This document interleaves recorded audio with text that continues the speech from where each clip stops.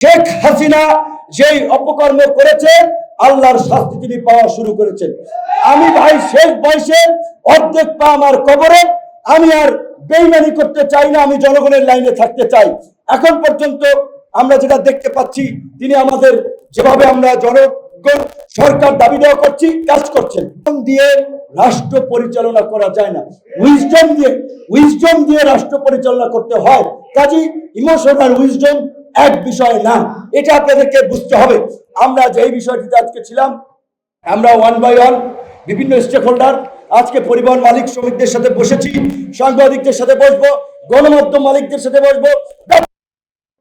কারণ এই যে সাংবাদিকরা আজকে তারাও তো এই সরকার আমলে গত কয়েক বছরে নিউজ করতে গিয়ে চাকরি হারিয়েছেন, বঞ্চিত হয়েছেন, সাগর রুনির মতো হত্যাকাণ্ডের শিকার হয়েছে। ব্যবসায়িক দ্বন্দ্ব আছে, সেগুলোকে কেন্দ্র করে বিভিন্ন মানুষকে নাজেহাল করা হচ্ছে।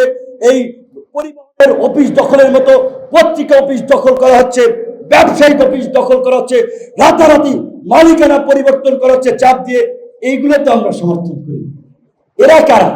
এরা কোথা থেকে এসেছে? এরা এই গণ অভ্যুত্থানের ফলাফল নকশাকারী দুর্বৃত্ত। এদের বিরুদ্ধে আপনাদেরকে শক্ত অবস্থানে থাকতে হবে। কাউকে হেনস্থা হয়রানি করা যাবে না। এই বাংলাদেশ আগামীর বাংলাদেশ হবে গণতান্ত্রিক বাংলাদেশ। আওয়ামী লীগের মতো ফ্যাসিস্ট শক্তি যারা গণহত্যা করে ক্ষমতায় থাকতে চেয়েছেন, পার্শ্ববর্তী দেশের আপনার সহায়তা মিলিটারি ইন্টারভেনশন করতে চেয়েছিল, এই ধরনের ফ্যাসিস্ট শক্তির যদি আস্ফাল থাকে তবে আমরা অনিরাপদ, বাংলাদেশ অনিরাপদ।